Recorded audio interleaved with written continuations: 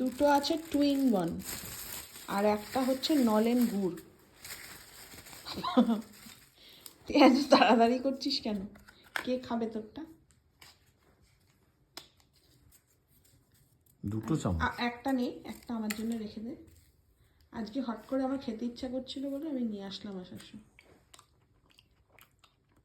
তোরটা থাকবে, তোকে না দিয়ে আমি খাবো না। তো তাড়াহুড়ো কিসের আছে আমি সেটাই বুঝি। কি জোর কত বছর যেন খাইনি, কেউ তো নেমন্তন্নও করে না।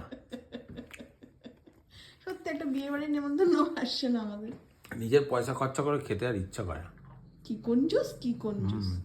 আর দেখো বউকে যে একটা অফার করে তার ওই কারোর আইসক্রিমের কিছু আছে বলো তো, যাবো গিয়ে খেয়ে আসবো। কি অসভ্য একদম।